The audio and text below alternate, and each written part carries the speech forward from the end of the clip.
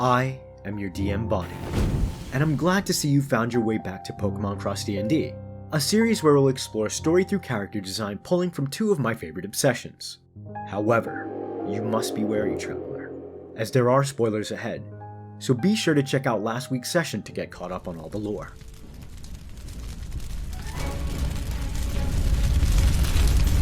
The hooded creature motioned towards Curtis, Jirachi, and Zazha. "We have no choice," sighed Zazha. The three were surrounded by Team Bastion Grunts after all. The figure began to scurry through the back alleyways of various buildings until they reached a dead end. Zazha drew a blade towards the end. "Trust me when I say you don't want to cross me." No, never that. You see, me wishes to help. I was in the back when I saw you work. You're a good guy like me.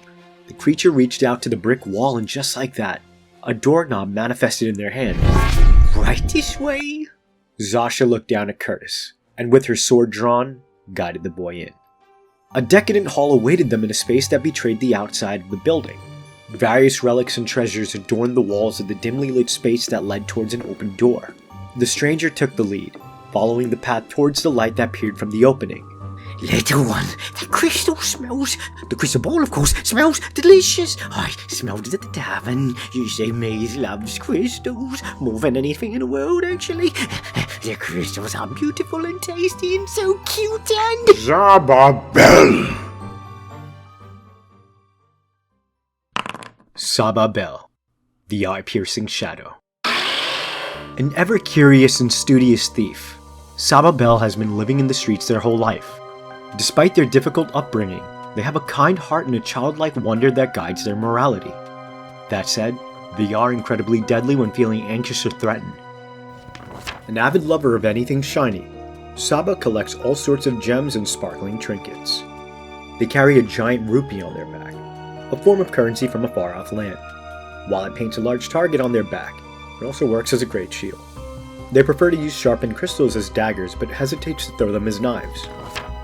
Sableye is an eccentric rogue whose small size makes them a commodity when it comes to gathering intel and sneaking about. Such ability and talent could not be left to die in the streets, and thus they were recruited into the criminal underground, to which Sableye dearly calls family. Perhaps this is why they felt a kindred connection to Curtis at first sight. Let's take a brief moment to rest here, traveler. Here's this week's quest board, which has an all-new question of the day. Be sure to respond in the comments below. The crime boss of the D&D underworld has captured you hostage. Which Pokemon would you task to be the rogue in your traveling party? They might be the only one who could save you from the boss's grasp. What have you brought me this time, Sableye? The already tiny thieves shrunk even more when the booming voice caught them off guard. They bowed their head as they walked into the room. Zazha followed slowly, sword drawn. Ah, the wolf on the wind. We finally meet. The pleasure is all yours, I'm sure, replied Zazha. Curtis held his crystal orb tight to his chest. Greeting the party was an entity that carried themselves with a great air of authority, figuratively and literally. Hovering above the floor, there was a great desk in front of him, with all sorts of papers and folders thrown about. Running an entire underground criminal organization is tiresome work. But when I heard you were in town, I put all of that aside to send Sableye. What is that? The figure gestured with one of its many tendrils towards Curtis. Curtis stepped back, and Jirachi retreated into the orb. In all my years, that treasure has escaped my reach. I thought it was only a myth, but yes, it's settled. I cannot kill you yet. Zazha readied into stance, her eyes furrowed. Tell us what you know about the crystal orb, Beholder.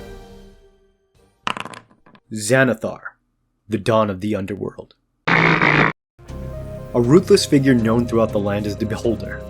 He adopted the title of Xanathar when he became the head of the Thieves Guild. Commanding a network of agents across the Cantona region, Xanathar values business and his profits above all things in life, unless it comes to the well-being of his most favored treasure, his pet Goldeen.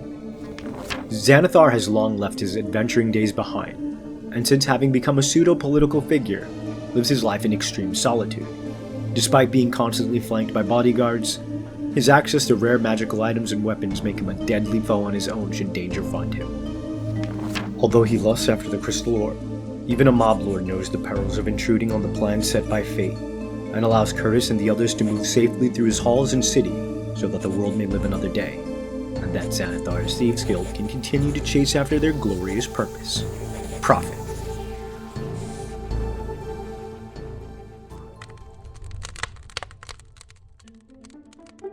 Saba, you will travel with the boy and keep the crystal orb safe.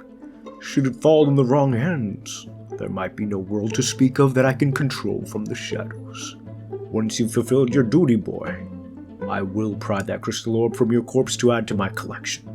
But do not take it personally. Curtis released the breath he was holding when Zazha turned the boy around. "We're leaving," she declared.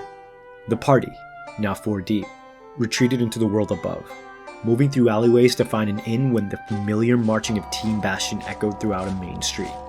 Make way, you filthy ratatas! A circle of grunts seemed to be guarding a VIP.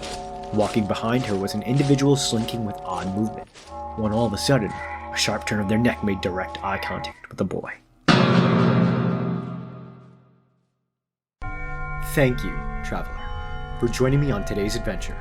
Be sure to complete all of your tasks on the quest board before we set out on our next session. I've been Bonnie, your DM and artist. Until next time, safe travels, Traveler.